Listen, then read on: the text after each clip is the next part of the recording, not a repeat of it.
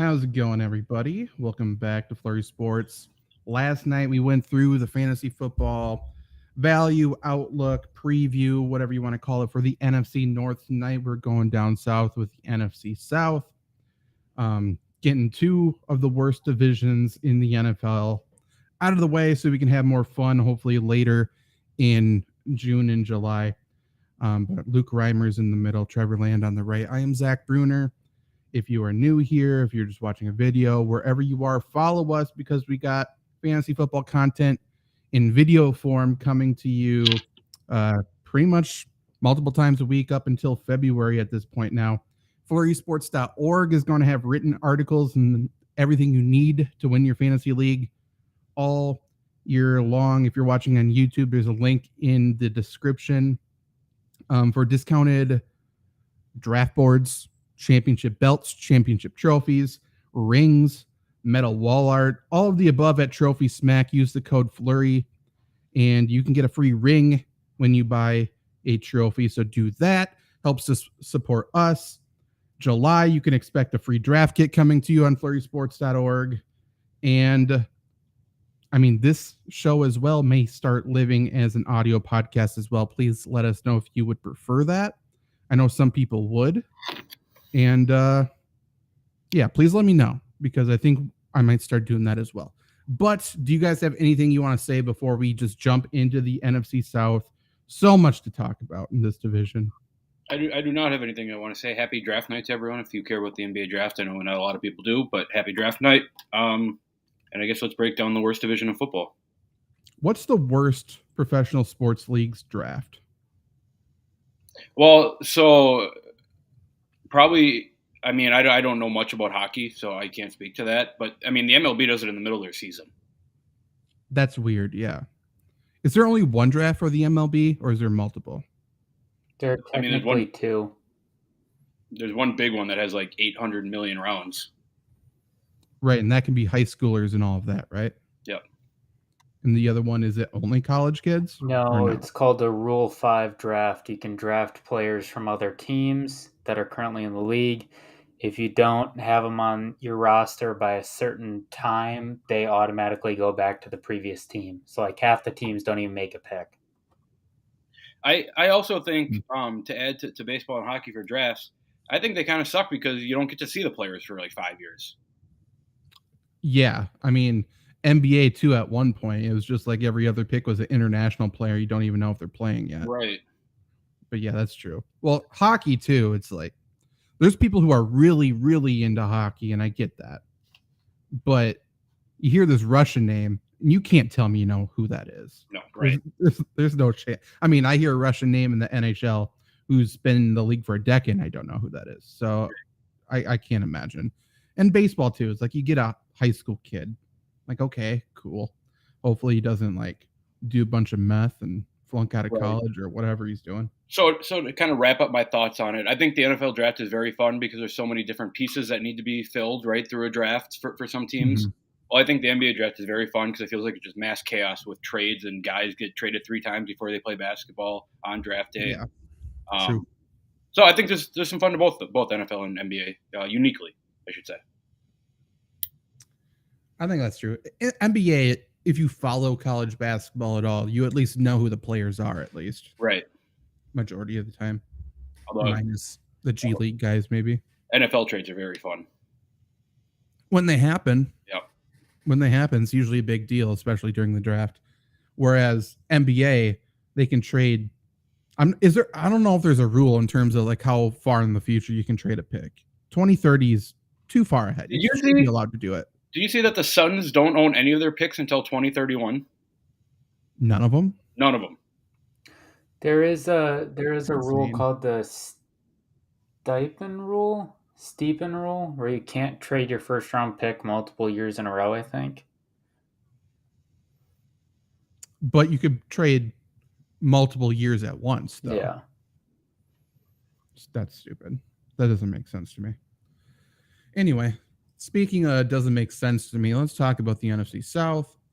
We'll start in the comfort zone. We'll start with the Atlanta Falcons. This is a feel-good team, at least for us, definitely for me. Love the Atlanta Falcons. Love what they're doing. Love Arthur Smith.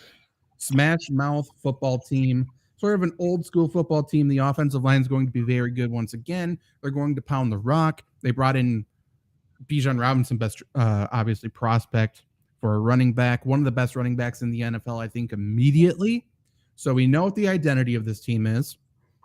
We know their wide receivers are big. They're just skyscrapers out there, not necessarily talented, but they're skyscrapers. But then everything for the team's success, the straw that stirs the drink, is now Desmond Ridder. And that's where we'll start, because I don't know what to make of Desmond Ridder. I don't think anybody can confidently say they do. Last year was Marcus Mariota's time. Desmond Ridder this year from Cincinnati. We have no idea if he's good or bad. Currently, he's being drafted as the 29th quarterback off the board. That is 200 overall. In other words, he's not getting drafted whatsoever. And I think that's fair. And we're not going to talk about if you should draft him or not, because I think you're not going to. What my question is, what do you think his ceiling is this year? Like, Marcus Mariota last year wasn't very good. Desmond Ridder, I think, can come in and do the exact same thing as Marcus Mariota. That doesn't move the needle for me. Is there a chance Desmond Ridder comes in and has a Jared Goff type of season where he's just very consistent and puts up high yardage? Or do you think the offense isn't built for even that? I am leaning a little more towards that second point, right? Zach, you mentioned it right off the rip. Atlanta has an awesome offensive line. They have an awesome running back. They have two awesome running backs right now. Three, honestly. Right. Tyler Algier was good. Yeah. So when everyone knows Arthur Smith wants to run the football. It feels like a lot of running early, a lot of running often in this Atlanta offense. Just looking at the weapons that Desmond Ridder has, Drake London is fine, right? Mac Hollins, Scotty Miller, Kyle Pitts, sure, but whatever, I don't love the players around him in the passing game for me to even, consider Desmond Ridder here.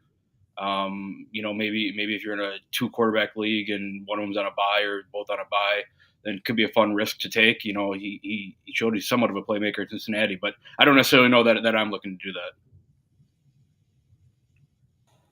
Yeah, I have. I'm not touching Ridder. I don't think it's anything against him as a player overall. I don't think we can make that assessment yet anyways, but they're a run-heavy team, and we don't know what we have in the quarterback. Run-heavy team in itself is already hard enough to get quarterback play, quarterback production, and fantasy, and then you add in, again, we don't know what he is, and we know their identity. I don't trust him. I don't really trust anybody in this passing attack. Kind of a preview of the rest of the team.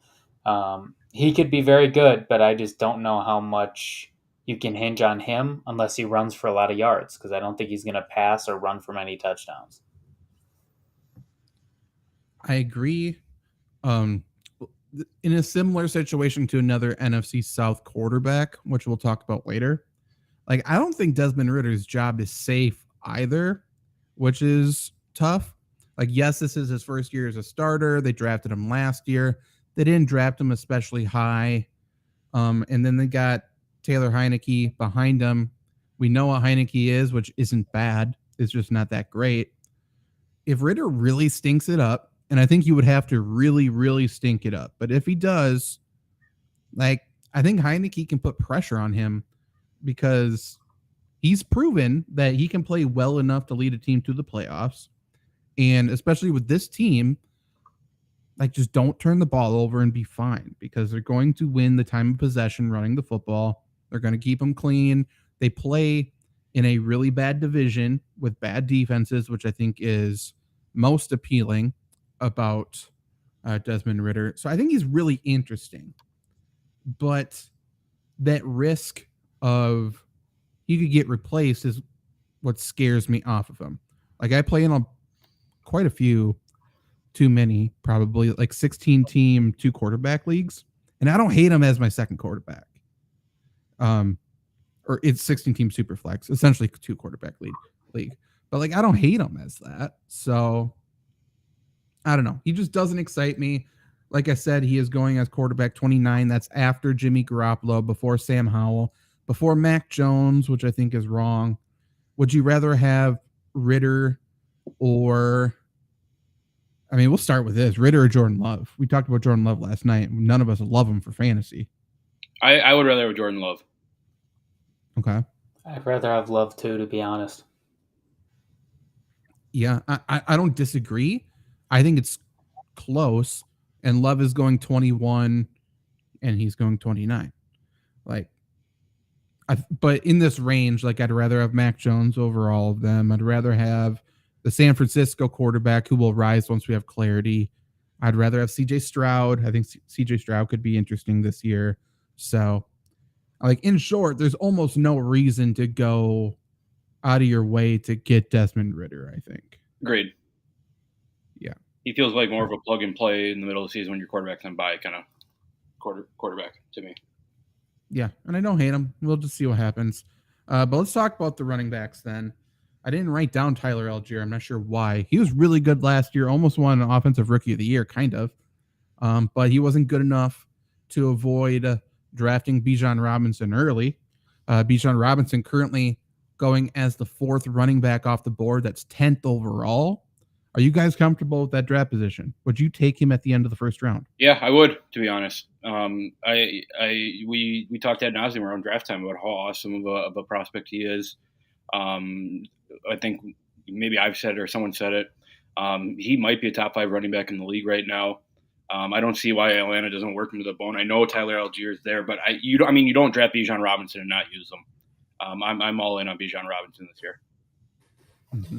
Yeah, I am too. I mean, I think to say with 100% certainty, I'd have to see how the rankings are, but I think you can do a heck of a lot worse than him at RB1.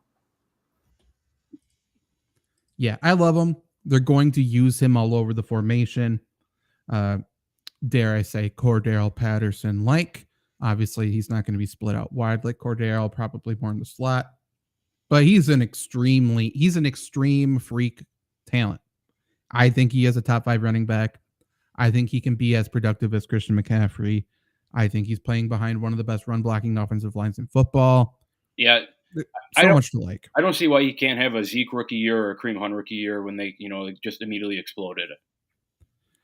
And we just said it multiple times. This is a good running back room. I think there's 3 good running backs, and I'm not afraid. I'm really not. I think he gets the workload needed to be an RB1 pretty securely. I guess he is going ahead of Saquon Barkley, CeeDee Lamb, AJ Brown. I would not fault anybody for taking proven talents over him like that. But I like him more. And honestly, he's going just behind Jonathan Taylor, and I might take him ahead of Jonathan Taylor. Yeah, I don't disagree with that. It's just the offensive line they play behind for me. Tyler Algier's going running back 42, and Cordell Patterson's going as running back 58. That's 193 overall. And I do actually think all 3 of them have fantasy value. Obviously, injuries happen. There's going to be value that opens up in the middle of the season. But I kind of view Algier as like a low-end flex. Yeah. And probably same as Cordell Patterson. Patterson's going to be used as wide receiver too, or as well, I should say. So that makes him appealing. Like, for sure, he's going to outperform 193 overall, right? He always does. Always. Even if it's just as a kick returner. He probably has a couple touchdowns there too. Right. I mean, everyone knows I have a Cordell Patterson bias, but I don't know how you take one of your best players off of the field this season. Like, he's proven to be one of their best players. So yeah, let me throw something at both of you here. If you're taking our advice there and drafting Bijan, say 10th, 11th pick, whatever it is, are you actively searching out trying to get Algier or Patterson?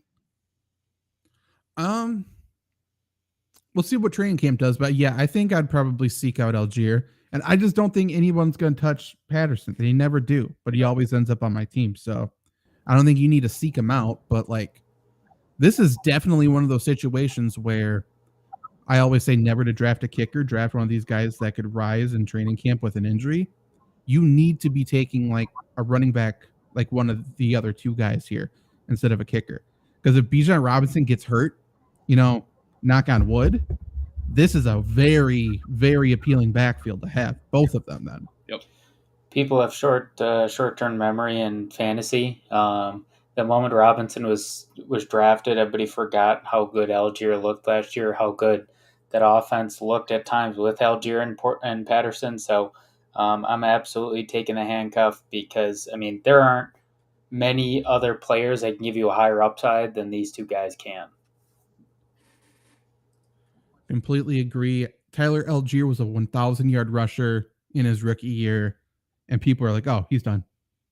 Right. Like, okay, crazy. He's what? How old is he? He's 23 years old. Yeah, crazy.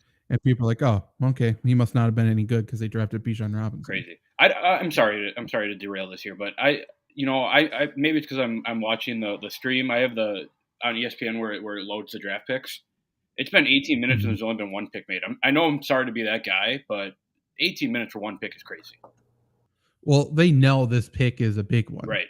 Because there's been multiple rumors at 2, and obviously people really don't care after the top 3. Right. So, this Hornets pick has been, it says pick is in for the last 10 minutes. Yeah.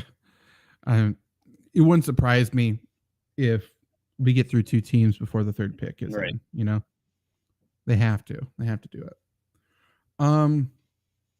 But yeah, I don't think there's anything else to say about the running backs. They're all very interesting. They're all appealing. Yeah, absolutely. Take a shot on all of them. Agreed. Wide receivers, this is where it gets interesting. Last year, they kept taking like 6'5" wide receivers. Their entire team was massive. That changes a little bit this year.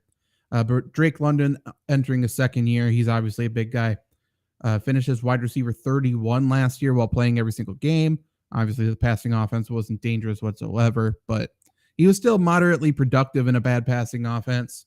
He looked pretty good at times. He's going as wide receiver 28 this year, which is 60th overall. And I don't hate that. So, like Drake London, obviously, wide receiver 3, I think we're all fine with it. Are you okay if he's your wide receiver 2? I think that you can be okay with him being your wide receiver 2.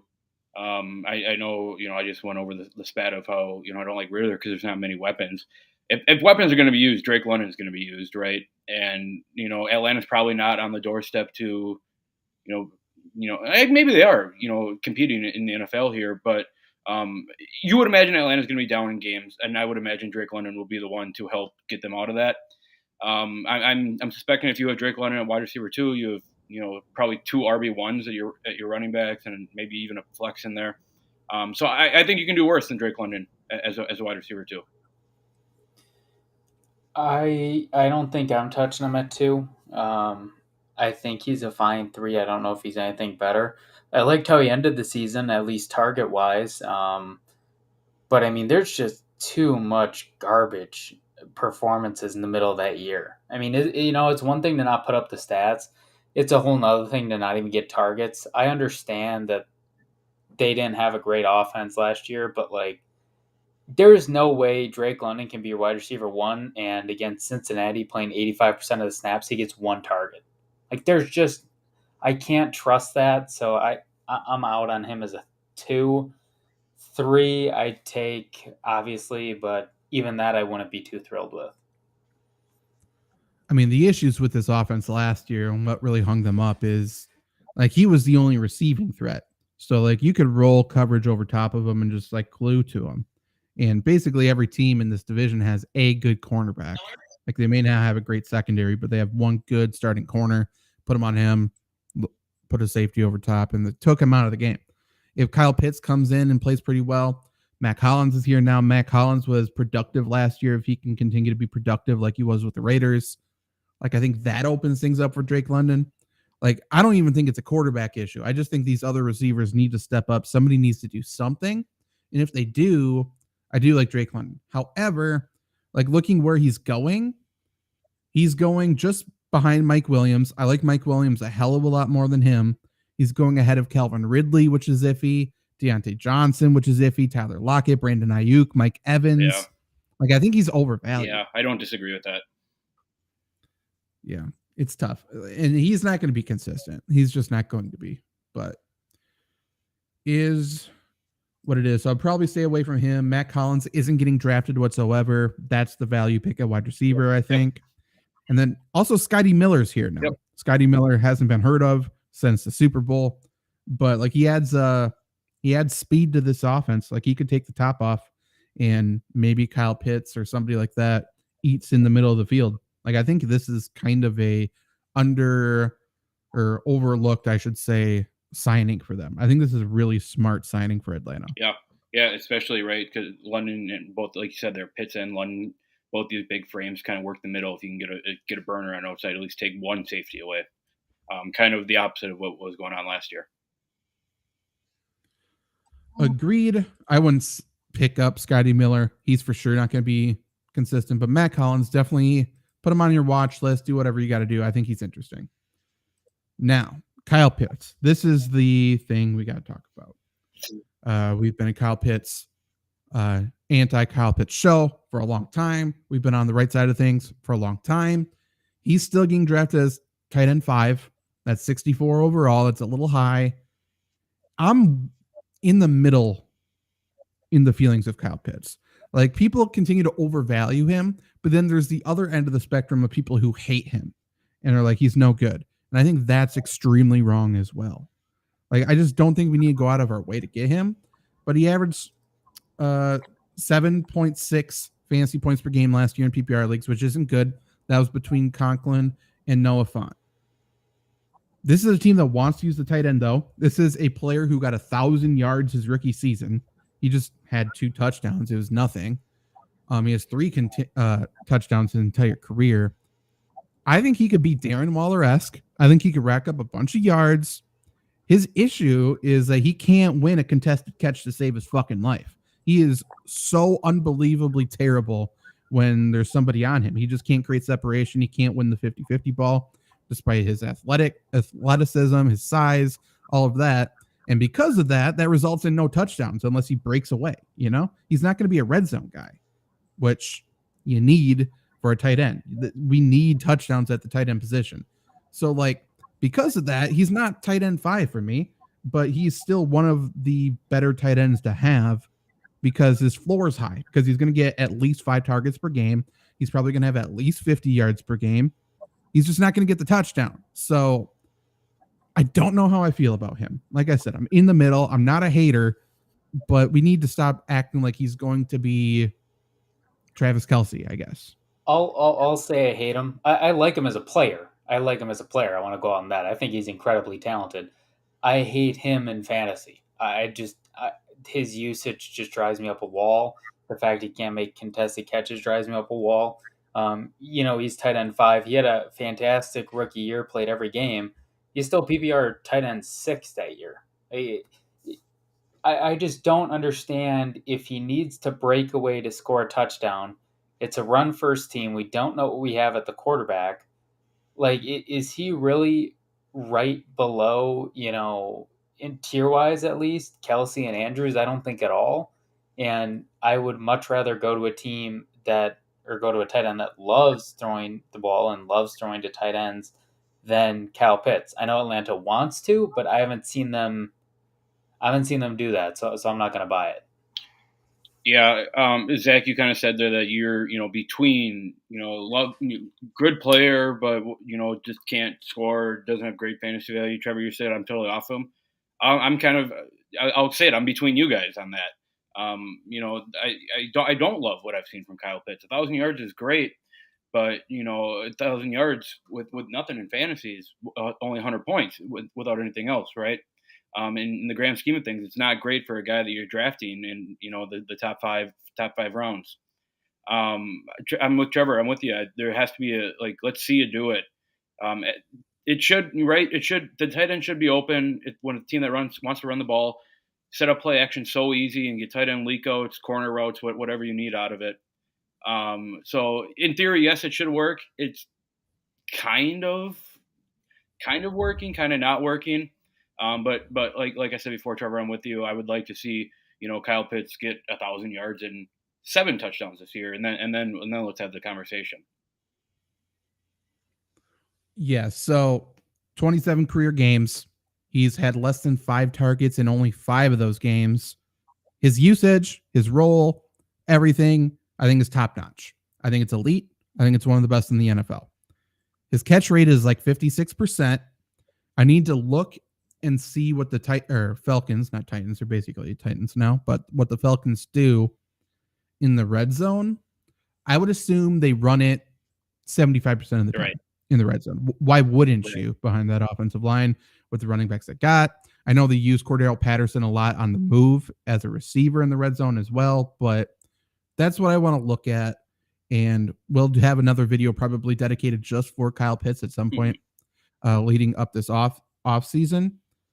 But I think that's where he misses the mark for me. It's just that red zone usage. If you told me he's the number 2 leading receiver at the tight end position this year, it wouldn't surprise me in the absolute slightest. But if you told me he caught more than 5 touchdowns, that would surprise me. That's the issue. Other tight end there is Jonnu Smith. He's more of a blocker now. At least that's certainly what he was used for at New England. Obviously has familiarity with Arthur Smith from his time at Tennessee. I don't think he's going to be relevant for fantasy whatsoever, but this is again one of those signings where it's such a good signing for the Falcons. They're going to run so many 12, probably even like 22 personnel. Jesus. Like they're going to just have 2 tight ends in there, run the football, and win games. They're just going to grind out games. I love this team. But yeah, ignore Jonnu Smith for fantasy football, I would say. Agreed? Agreed. 100%. So best sleeper, best value on the Falcons. I mean, it's Cordell Patterson, right? Sure is. Has to be. I'm going Algier. Yeah, I think you could even say Algier as well. Algier's fine as well. Panthers. Obviously, Panthers are completely new team this year. Completely revamped coaching staff, which I love. They drafted first overall. They got Bryce Young. Bryce Young's currently going as quarterback 24. That's 169 overall, so most likely not getting drafted in your fantasy league. He's a very small guy. He's kind of mobile, but he doesn't really use his legs a whole lot. So because of that, like he just feels like an avoid for me for fantasy football. I think he's going to be a good player. I love the coaches he has there to mentor him. I just don't know what to expect from him year one. Yeah, I don't want to say it's like a Jalen Hurts jump or anything, but it kind of feels like, a year or 2 away for Bryce Young to, I'll say be fantasy relevant. You'd probably even be fantasy impactful. I honestly think he's worth an ad this year, just to have him in case something happens, small guy. I'm sure they have some, like you said, Zach, they have great coaches there. I'm sure there's something playing up for him. I mean, they took him first overall for a reason. No film on him or anything. I think he's worth a draft if you need like a second quarterback, and you have everything all filled out. I'm not reaching for him by any means. I'm not really seeking him out by any means, but if you need someone to fill out your roster, I don't hate it. Yeah, I mean, kind of another peek behind the curtain. I don't trust anybody on this Panthers team yet. I like what they're doing, but I don't know. On offenses where I have no clue what's going to happen, how it's going to shake out. Like we think we do, but I just don't trust any of them. But I do think, with that being said, the comments about Bryce Young's height are a little overhyped. I think it'll play a factor, but I don't think it's going to lead him to being an absolute scrub, for his entire career just because of height. No. And then he's got Jim Caldwell, Frank Reich, Josh McCown there to mentor him. Deuce Staley's there to fucking chirp at him in practice, which he's going to do. This defense for Carolina, too, they got Hiro Avero, who's defensive coordinator from Denver last year. He's a mastermind. He's great. Dom Capers is still kicking it down there. You got D'Angelo Hall there. He's probably going to be going at Deuce Staley every day. And Todd Walsh is there. He's a great assistant coach. Like, this coaching staff is almost Detroit Lions like. Yeah. Like, they're getting a bunch of former players. They're doing it the right way. They're changing the culture. I like the staff a lot. I like the players on this team a fair amount. Bryce Young, biggest thing with him, his receivers suck. Suck. Like, they're not very good. Not very good. We'll talk about them in a second, though. Miles Sanders is here, though, from the Eagles. Now with the Panthers. RB 22 overall, 61 overall for ADP. His handcuff, Chuba Hubbard, 55 overall for running back, 173. I would assume he's a handcuff. Miles Sanders, though, kind of held back in Philadelphia because Jalen Hurts was taking a lot of those goal line touches. I like him a lot this year if he's your RB2. I think that's a really good value. I think this offensive line is going to be good enough to get the job done. And his position coach is Deuce Staley, which you have to like. So I really like Miles Sanders. Yeah, I mean, Miles Sanders has, he's a vet, he's a pro experience, Super Bowl experience, playoff experience. You would imagine that he's a big part of the Bryce Young development. So I'm with you, Zach. I'm into Miles Sanders. Wait, did you give him did you say where he was going? I'm sorry. 61 overall, RB 22. Yeah, I don't hate that value at all. I like it a lot. Trevor is muted. It wouldn't be a show without Trevor being muted. Yeah, it wouldn't be. No. I'm indifferent to it just because, I mean, everything should be there, right? His value with the Eagles was kind of handcuffed by just kind of, in my opinion, play calling and just stacking that room full of a ton of running backs. I just don't trust him on a personal level. I definitely don't think he should be a running back 1. I would prefer him to be more of a fringe 2, high 3. I personally don't think he's a solid 2 from what I've seen from him, but I think he's definitely has a higher ceiling to be a pass catcher with the Panthers. And I think, to your point, Bryce Young may be able to utilize that more. I will say too, just to add something in here to kind of tie it back to the Falcons. I like Miles Sanders as a running back 2 more than I like Drake London as a wide receiver 2.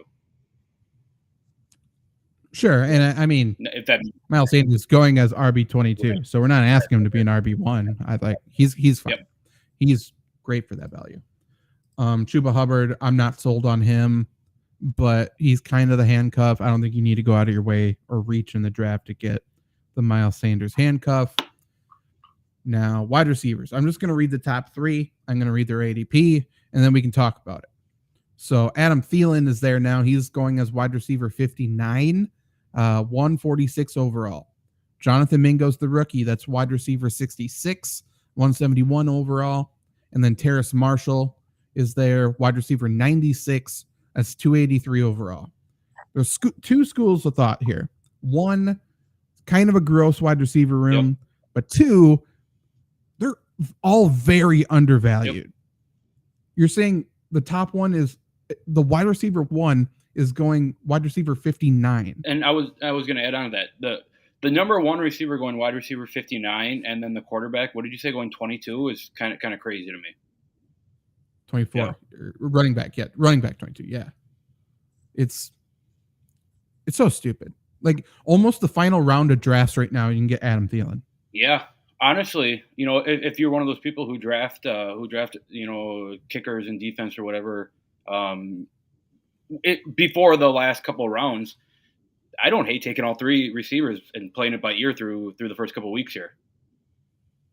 They're all going to be relevant. I can guarantee you, they're all going to be relevant. Yeah.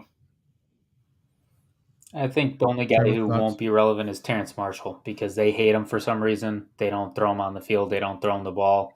But Mingo, I mean, where is he on your list? I got a Fantasy Pros is saying he's going 90.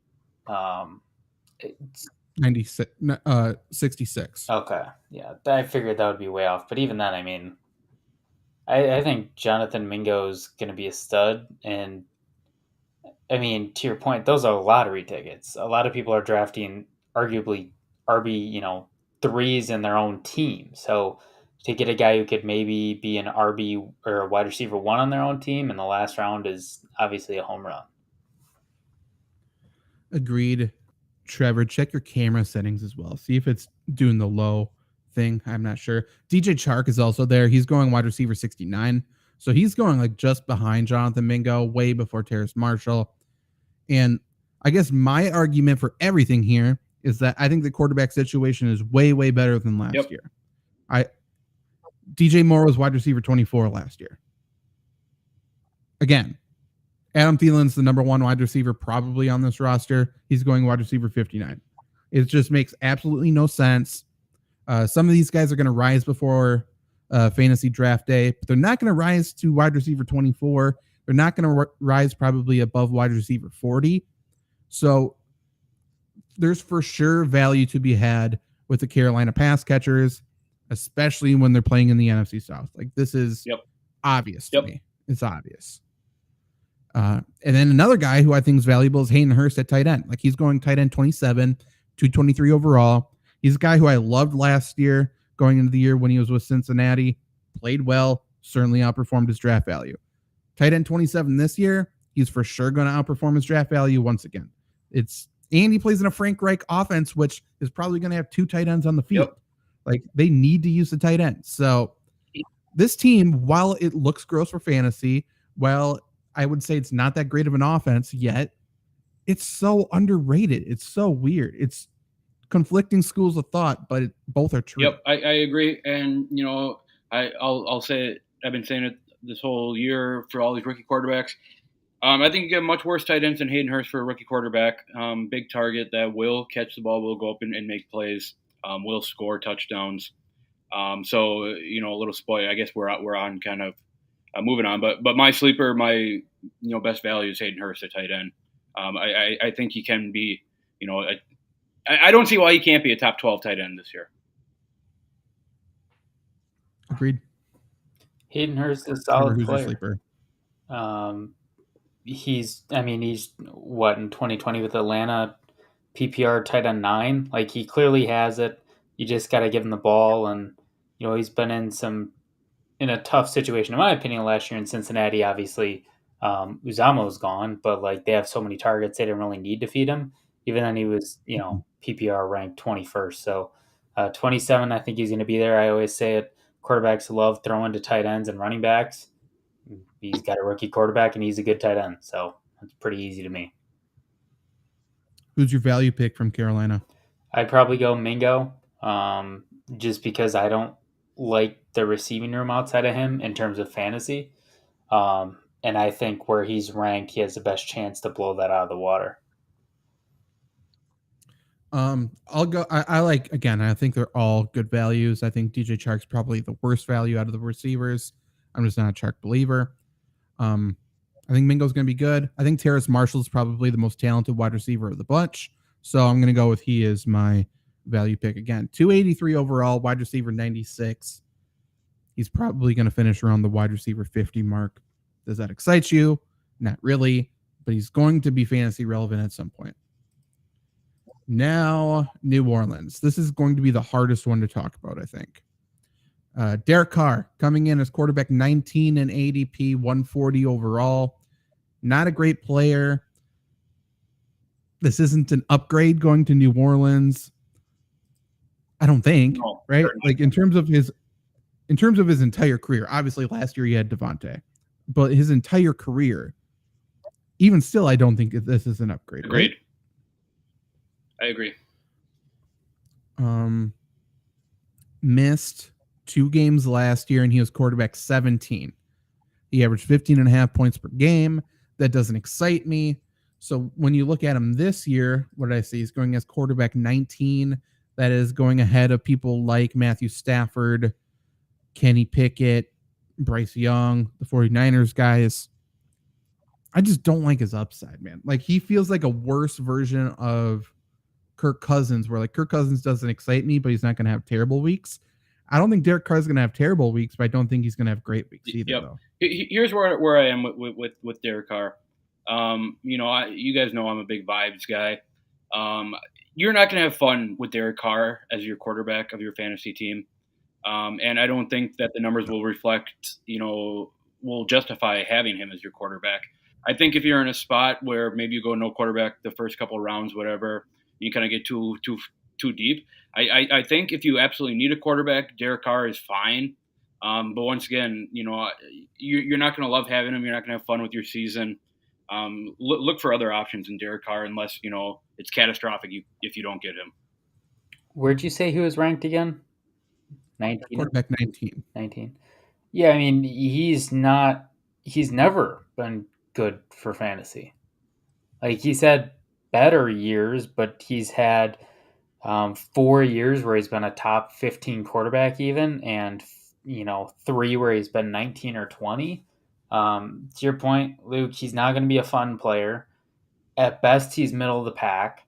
So, I mean, if you're drafting around that quarterback 19, I think there are a lot of quarterbacks that are sitting there that you can at least maybe get a boom out of a couple weeks of the year.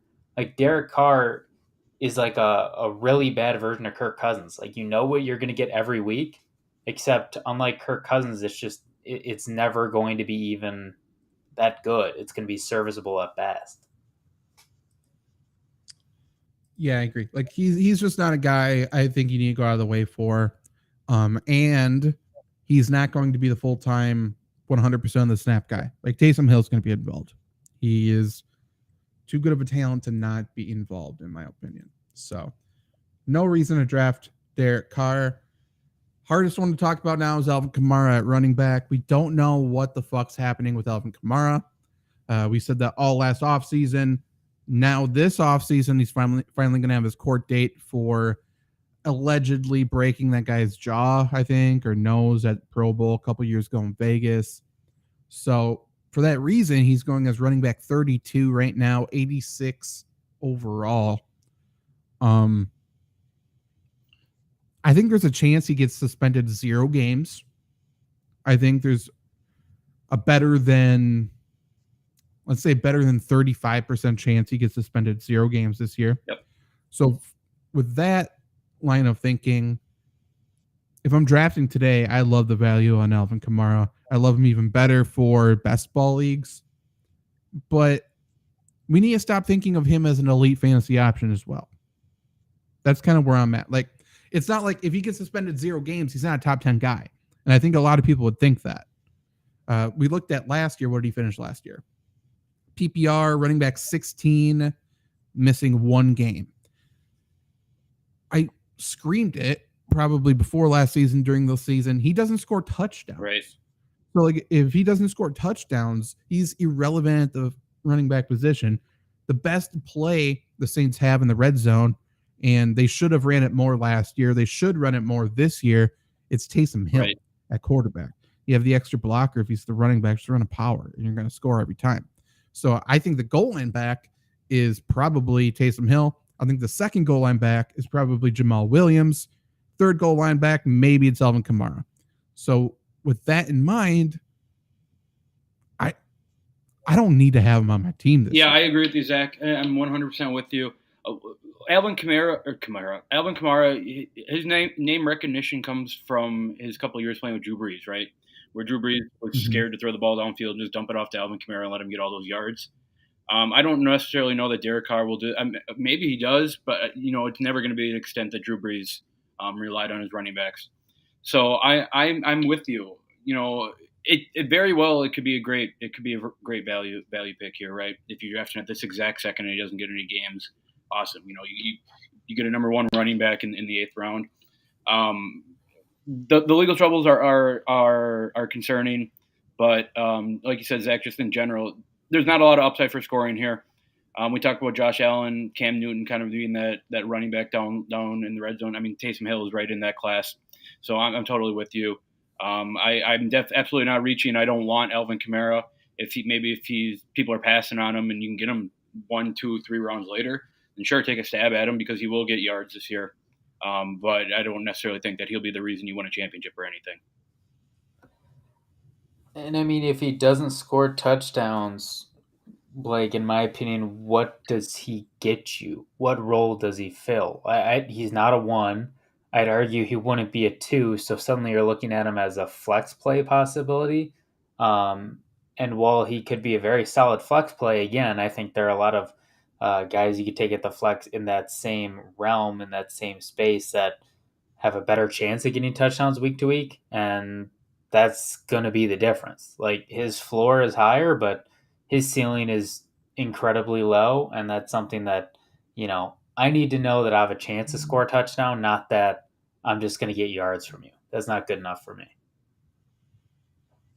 Yeah, I mean, people remember the day he had, I think it was 4 touchdowns in a game. He's never going to do that again. 6 on Christmas Day against Minnesota. Something like that. Sure. He might not have 6 the entire year. Yeah. Like I'm out.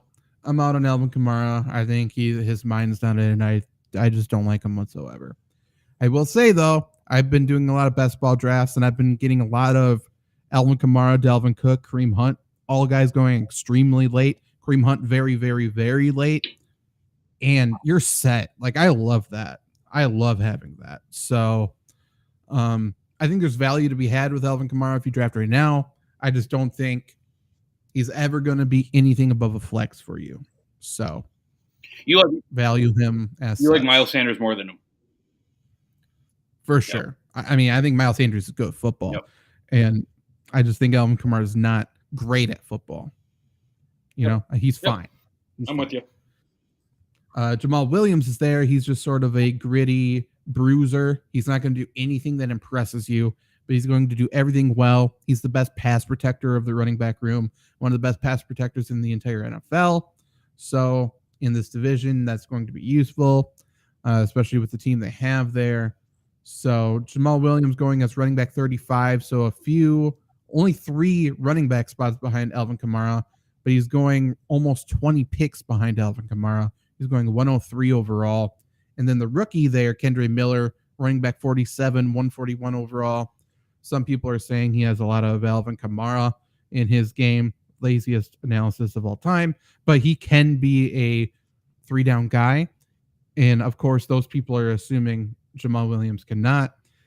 So I'm here to say all 3 of these guys are 3-down guys, which kind of makes it a headache to watch. Like, that's what this team's going to be. It's going to be a rotation, and their upside is all impacted by the fact that Taysom Hill is the best goal line back that they have. Yeah, I'm also always in the mindset that if there's a question surrounding a pick, probably don't make it. Fair. If you had to pick one of the running backs, though, in terms of value, again, Kamara, running back 32, Jamal Williams, 35, Kendre Miller, running back 47. Which of the running backs are the best value, do you think? Where you said Jamal Williams going right after Alvin Kamara? 35, 3 spots behind him in terms of running backs. I'll make the argument for Jamal Williams, just for my bias. I think suspension alone. I think he plays. If Alvin Kamara gets suspended, I love Jamal Williams a ton. I think Kendre Miller is going to be eased into this offense because, like Zach mentioned, there is 3 down backs on this team right now. I don't want to say that Jamal Williams is kind of a transition piece, but maybe he's kind of that guy to teach the rookie how to play a little bit, let him go out and watch. So I love Jamal Williams here. Don't love the touchdowns, but he will be on the field. He will make the right plays. There won't be a reason that there won't be a bad reason that he won't be on the field. I think Jamal Williams by a mile. In this running back room, he's the only guy I want. If you need any other indication of that for me, just look at what he did last season. Obviously, he was in a great situation. I'm not saying he wasn't, but I think he can work absolutely anywhere. Yeah, I think I'd go Jamal Williams. I will say I'm avoiding all of them. I think they're all bad for fantasy. Wide receivers, Michael Thomas, Chris Olave, Rashid Shaheed. So Chris Olave going the first off the board, wide receiver 14, 32 overall for ADP. So you have to spend a 3rd-round pick to take Chris Olave. Let's see where he finished last year in PPR. He was the wide receiver 25 while missing 2 games, it looks like. Obviously, he played almost the entire season without Michael Thomas. Michael Thomas going as wide receiver 48, 107 overall. He played the first 3 games last year, averaged 17 PPR points per game. So we said it in a video a couple weeks ago. Like, my opinion is he's getting drafted as a wide receiver 4, and I think he has wide receiver 2 upside. So, I mean, are you guys willing to draft both of these guys? What do you think in terms of their value in relation to each other? Again, Olave 14th overall amongst wide receivers, 32 overall in the draft. Michael Thomas 48, 107 overall. Do you like either of these guys? What do you think? I like I like Michael Thomas there more than I like Olave where he is. I would imagine, if Michael Thomas is indeed fully healthy and can go week one and do everything, I would imagine he gets used a lot, right? I mean, Derek Carr has succeeded on guys who run very good routes getting open underneath, right? With Hunter Renfrow a couple of years back, Devontae Adams, Darren Waller, and I think Michael Thomas kind of fits that bill a little bit here. I'm with Michael Thomas. Especially as a wide receiver 4. I mean, he's going to be on the field. He will be used. Chris Olave, I don't love Chris Olave. I like more. I want to say I like other players better at that 3rd round pick than I like Chris Olave. But I don't think Chris Olave is bad by any means. I think he plays a very important part in this offense, kind of being that deep middle, deep guy. And I know I was shitting on Derek Carr before, but I do think Derek Carr is good enough to consistently keep 2 receivers impactful in fantasy. Yeah, I'm going Michael Thomas all the way. Olave was just a little too inconsistent for me, not only for performances but targets as well. To your point, even without Michael Thomas, we know who Michael Thomas is, who he can be, and who he will be as long as he's on the field. Derek Carr is competent enough to get him the ball, and you can get Michael Thomas and a whole lot of great pieces for the same price that you get Olave. And Olave and Michael Thomas may be at the same level at best for Olave at the end of the year, if that's a bold take. So I'm taking Thomas. Yeah, I'm going to do a bold take right up at some point before the season. I think Michael Thomas is going to he's going to be the target leader for the Saints, and I don't think it's bold take. A lot of people think it is. Obviously, in terms of draft relation, it is. Chris Olave going wide receiver 14. That's ahead of DK Metcalf, Deebo Samuel, Keenan Allen, Amari Cooper, DeAndre Hopkins, Terry McLaurin, DJ Moore. All very good players. It's going ahead of running backs like Kenneth Walker, Aaron Jones, Joe Mixon. It's just too early. There's no reason to take Chris Olave there. He hasn't proven enough to me. Again, like you guys said, zero hate towards Chris Olave. I think he's a good player. I'm just not a massive believer that he is far and away a wide receiver 1, which he kind of needs to be drafted there. Yep. Totally agree. That being said, Michael Thomas, love him, draft him. One of the best values in the entire draft. Yep, I agree. It very well could be the best value that we talk about for these divisions when we break down these divisions. I'm also in the mindset, and you guys have heard me say it a lot. Is Chris Olave someone that's going to win you a championship in the 3rd round? As of now, I don't think so, and that makes me makes me want to steer clear of that. I mean, even if you get offered a trade, if you got offered Mike Evans for Chris Olave, you would think about absolutely. It. And Mike Evans is going wide receiver 33. Mm-hmm. Like, just that alone, just don't take him that early. There's no reason. And then Rashid Shaheed, I'm not sure if I could avoid him more. Yeah. I don't get it. I don't either. It seems like when Demarcus Robinson was at the Raiders with Derek Carr, where you have like one catch every 3 weeks for 66 yards or something. If Rashid Shaheed is going to be a thing, it's going to be with Jameis Winston. Correct. And he's just going to fucking chuck it. Correct. And he's going to be there. That's it. Tight ends. Got 2 of them that are relevant, I think. Juwan Johnson's going as tight end 19, 162 overall. A big athletic guy. I believe they re-signed him this offseason, so they had to keep him, if I'm correct. And then Taysom Hill is going as tight end 39, 301 overall. Like, Taysom Hill is one of the steals of the draft, too. He's one of my favorite tight ends this year. I don't necessarily disagree with that. Just to talk on Juwan Johnson real quick. I'm sure he helped to win a lot of people their leagues last year. I was one of them, and I think I'm staying clear of Juwan Johnson this year. He really only turned it on at the end of the year there, right? Like one of his games, he had 2 out of his 6 touchdowns. That was without Michael Thomas. I mean, Michael Thomas coming back is a huge piece to this offense. If Michael Thomas is back, I think everybody else's volume declines very heavily, and I think that Juwan Johnson can't necessarily afford that in order to continue to be fantasy relevant. Yeah, in redraft, I don't like him, but I like Juwan Johnson a lot late in best ball drafts. I think he will still have 3 games where he catches a touchdown. And I mean, if he catches a touchdown, he's going to be a top 7 tight end, and you can get him the 20s among tight ends. I think that's an absolute steal. But in redraft, Taysom Hill's the guy to get. Again, after the top, I think right now you could argue top 3 tight ends. It's really kind of a crapshoot. So Taysom Hill being this far down when you know he's going to be used kind of as a battering ram in the red zone, I think he's as good of a bet as any at this price point. Yeah, I think both are fine players. I think Juwan Johnson's a fine player. I just see zero reason to draft him whatsoever. Yeah. Tight end 19, like he's going ahead of Irv Smith, who I like more, Mike Gesicki I like more, Michael Mayer I like more, Sam Laporta, Zach Ertz, Trey McBride, Isaiah Likely, Hayden Hurst, Noah Fant, Hunter Henry, all those names, like more than him for every type of league. There's just no reason to take him. And then Taysom Hill is going to be used more as a wide receiver this year, or receiver, tight end, wide receiver, whatever. He's going to line up everywhere. He's going to line up at running back. He's going to be at quarterback still.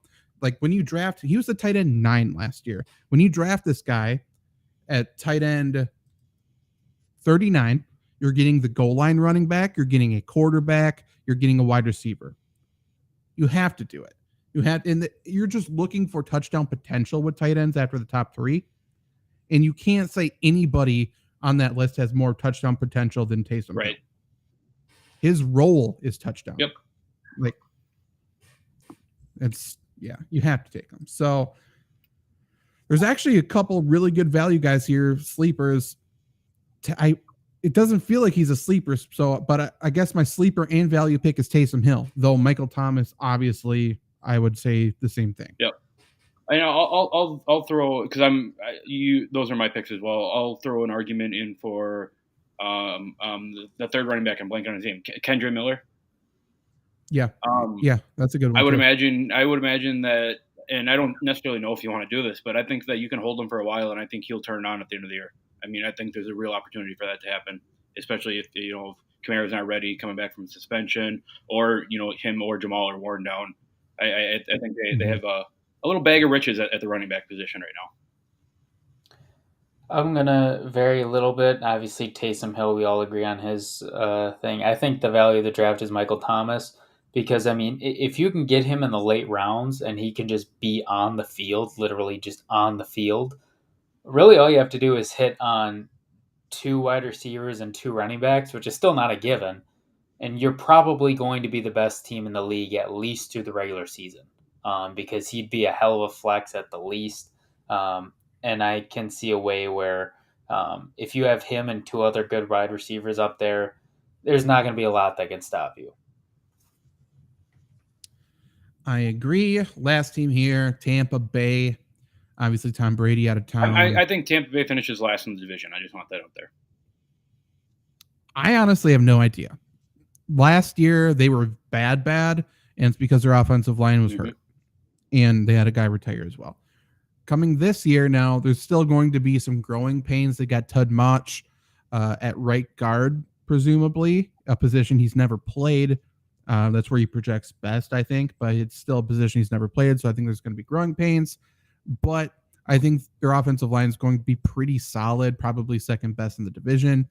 So I think they can run the football, but they're still going to be a pass-happy team. They're still running very similar Bruce Arians schemes here.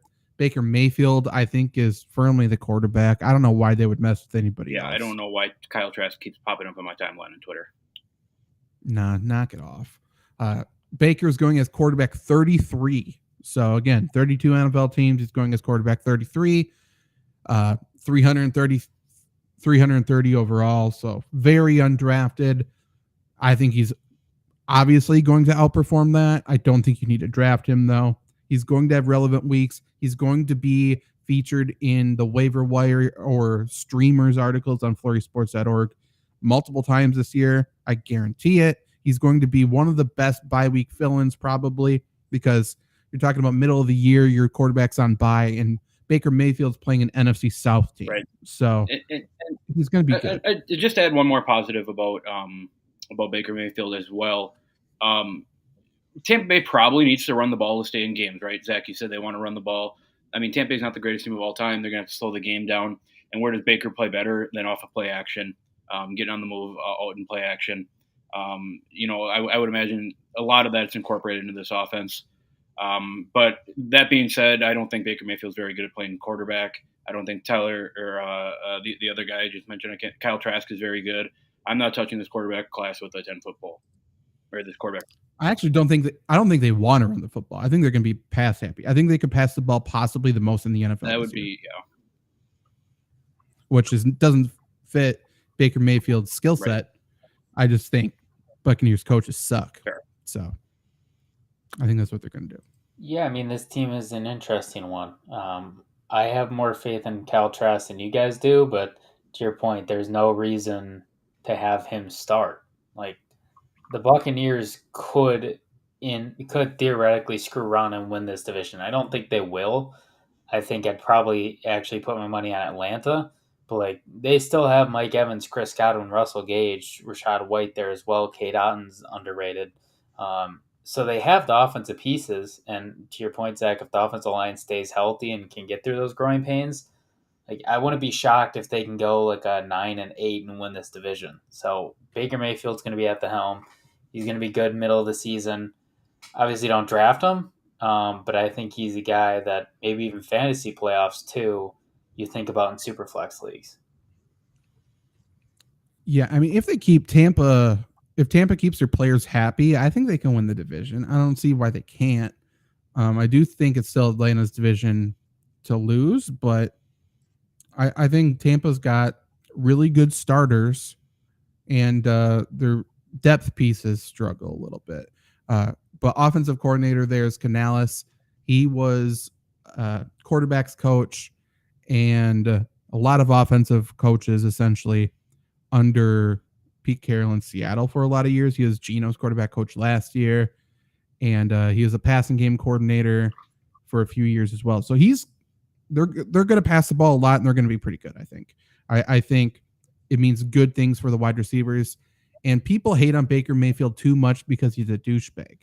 And fair, fine. Like, you don't need to like him. He's not a bad player at all. He's really, really not. He's not a bust. He's not a bad football player. He's had a lot of bad coaches. He's had a lot of different offensive schemes basically every year. And another one again this year to learn, which sucks for him. But like, he threw for 2 1,000-yard receivers in 2019 with OBJ and Jarvis Landry. So when we transition here to talking about Mike Evans and Chris Godwin stuff, it's for sure a downgrade from Tom Brady. Obviously, I'm not stupid, but like we talked about Mike Evans going 33, I think, amongst wide receivers later. I think Baker Mayfield's going to make these guys fantasy relevant, and in turn, we can't completely ignore him at quarterback. That's a fair point. Yeah. And you guys know I'm a huge Baker Mayfield hater, and all that makes sense, Zach. I'm with you on that. Yeah, he's not going to light up the league, but I think he's fine. It was electric when he won the game with the Rams last year, though. Awesome. Yeah. Awesome stuff. And I do think he's actually changed in terms of leadership, in terms of swagger. He had right. to have, man. Yeah. Like, he got cut by the Panthers. Yeah. Like, talk about rock bottom. They kept Sam Darnold and cut you. Like, that hurts. They kept PJ Walker and cut you. That's not a good feeling. But hey, I think he learned. I think he's going to be good. And he's got some good veterans around him, honestly, on the offensive side of the ball. Like, he's got Mike Evans. Again, I don't love him. So I think he's a bitch. I think he's not that great of a wide receiver, but I think he's had 1,000 yards every year of his career. Yep. So he's not a terrible wide receiver. And I think Chris Godwin is going to make his life very, very, very easy as long as he stays healthy. So, like a lot. Let's talk about running backs before wide receivers, though. Rachaad White's there, running back 25, 70th overall. And then it's Chase Edmonds. Chase Edmonds might not make this football team, and he's the running back 2 right now. By the way, we said that about James Robinson, or at least I did a couple weeks ago, and he's cutting out too. He is fucking bad at football. But Rachaad White, I think, is a great football player, second-year guy, I believe. Second or third? Second, right? three down guy. They're going to add somebody else, which makes it hard to talk about right now. But Rachaad White at the current moment is an RB2. Yep. By the time you draft, he's probably a flex, but I don't hate him at all. Agreed. I mean, he probably has to be used, even, you say pass happy. Going back to my point where I don't necessarily know that Tampa is that great of a team. Like, in order for them to be a good team, Rachaad White has to be used. So I'm with you. And they said, or Rachaad White said, he's not coming off the field in empty sets. Yeah. And that either means he's playing quarterback or offensive line, or he's going to be a wide receiver. I'm going to assume it means he's a wide receiver. So, like, he's going to catch a shit ton of passes this year. Like, he's probably going to catch at least 50 balls this year. And that makes him immediately valuable for fantasy. Yep. And I love it. Yeah, I love it. Hopefully they don't re-sign Leonard Fournette and try to make him a passing down guy again. Yeah, I love Rachaad White. Obviously, he's not there anymore, but I think it still speaks volumes that he was trusted by Brady pretty early on in that season for some pretty big times, some pretty big drives. Chase Edmonds, even if he makes a team, does he really scare anybody? So I like what Rachaad White brings as a pass catcher and as a runner, and I think there are going to be a lot of times where he's able to leak out because Evans and Godwin are there making life hell for the corners. I don't know how the Buccaneers don't sign Kareem Hunt or Ezekiel. Okay, and I was just going to ask you guys a question. Let me throw this your way. I've been in some trade talks in a dynasty league, and Rachaad White's name has come up a couple times. Is he a guy that I should go out and trade for right now, or is he kind of wait to see through training camp and then make the move? I mean, he's currently valued as RB25, so that's not high, but I'm confident they're going to add somebody. I am too. So if they add somebody, his value is not going to go up, I guess, at this point. I don't think. It could go down a little bit, so maybe I'd wait until they sign the player. That is what I've been doing. Hopefully it's not like, ooh, we signed Darrell Henderson, who I guess would be the RB2, but then people are like, oh, we know Rachaad White's the RB1 now. Right. Then his value would go up, I guess. But okay. Hopefully that doesn't happen. Yeah, I like him as a flex guy this year. Wide receivers, though, Chris Godwin going as wide receiver 22, Mike Evans, wide receiver 33. Overall, that means Chris Godwin's going 51 overall, Mike Evans 71 overall. Mike Evans currently working on a new contract with Buccaneers, so currently in their future plans as well, which I think says a lot. That means they want to build around him, and I would assume Chris Godwin. That's a big deal. And I just did basic projections / math, which mean almost nothing, but let's just pretend it does. Like I just did if Mike Evans has the worst year of his career. So like I said, if he set a new career low of 66 receptions, and then I said, let's just say he gets 850 yards. Again, he's always had 1,000 yards. I think he will again. Well, let's just say 850 yards and 5 touchdowns. That would have been wide receiver 27 last year. And again, he's going as wide receiver 33. Like, I just think he is so unbelievably underrated for no reason. Like, Baker Mayfield can throw it down. Yeah. It's going to be. And I'll say that point for Chris Godwin, too. Of course, you need somewhat good quarterback play for receivers to make an impact in fantasy, right?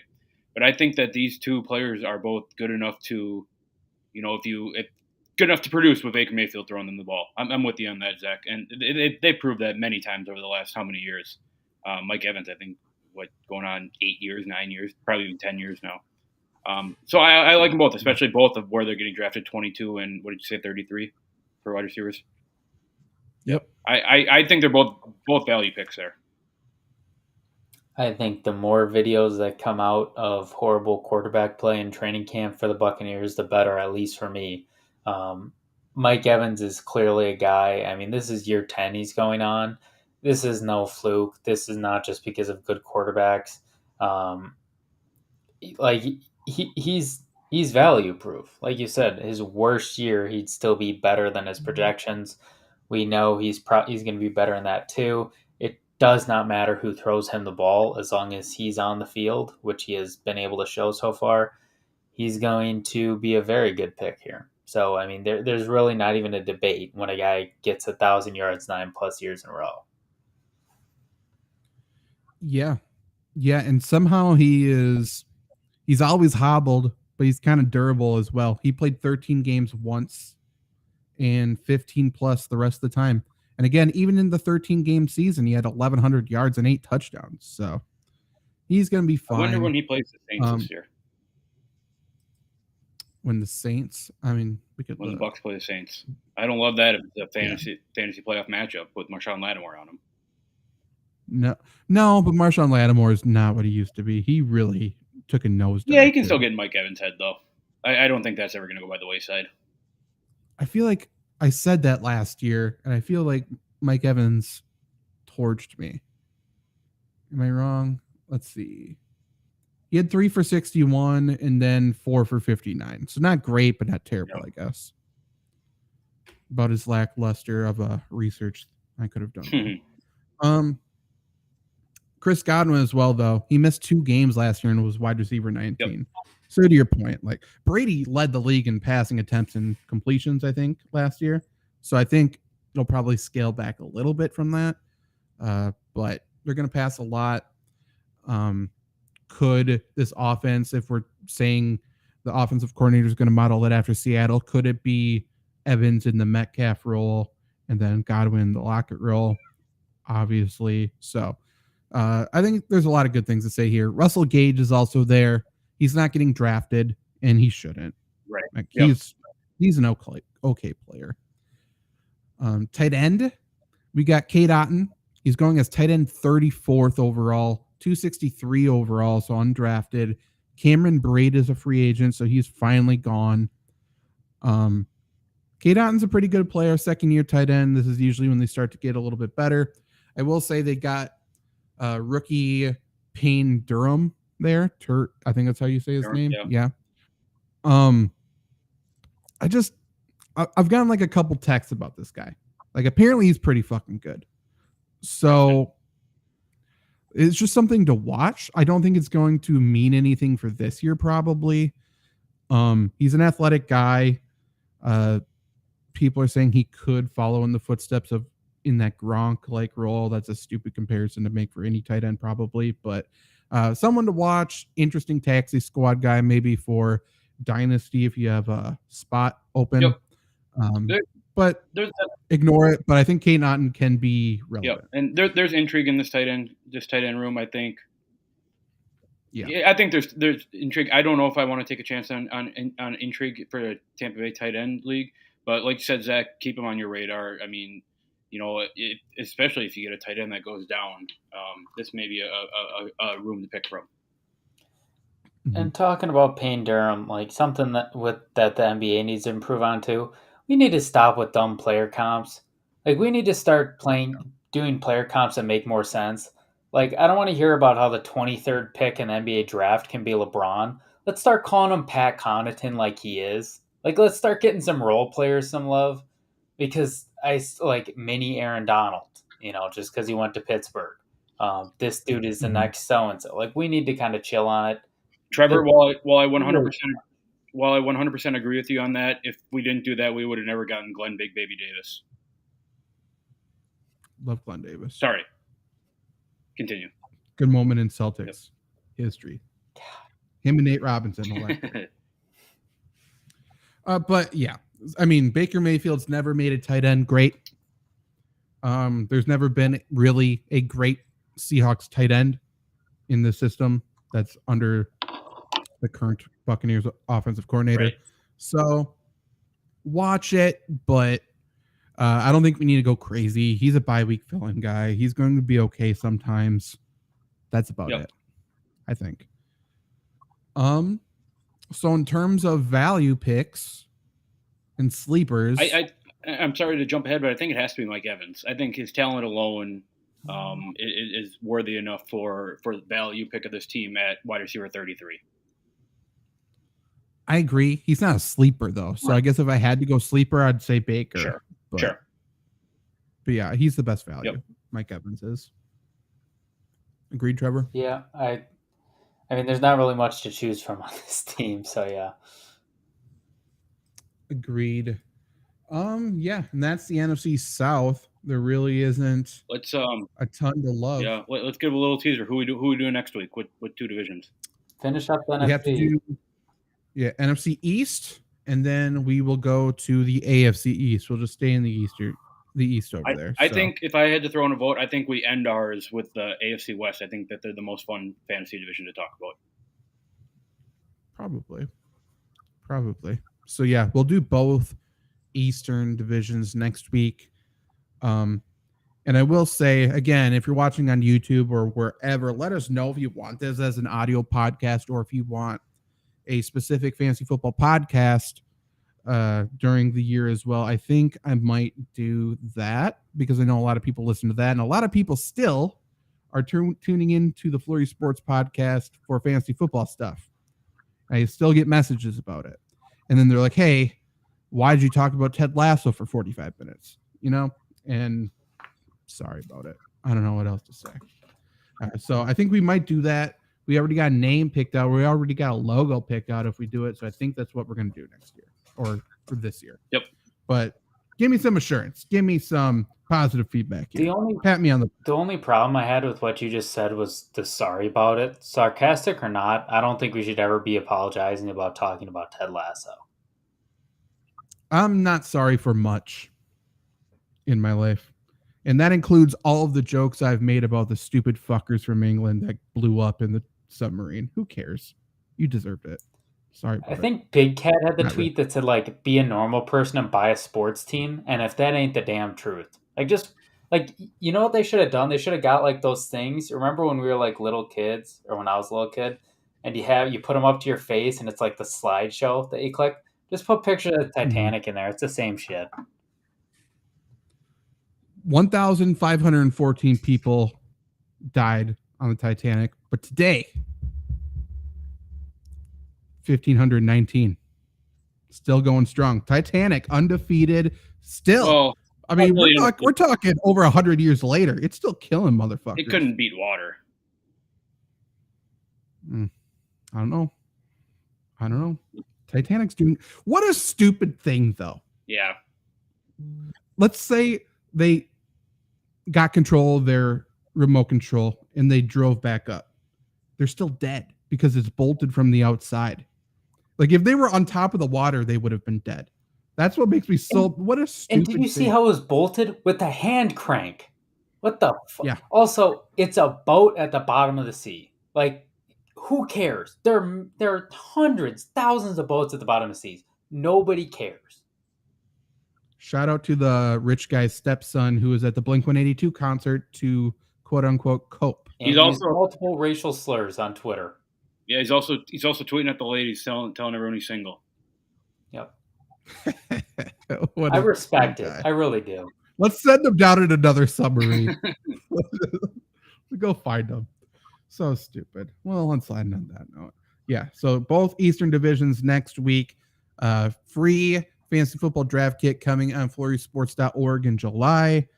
Subscribe, follow, do all of the above, and we'll see you next time.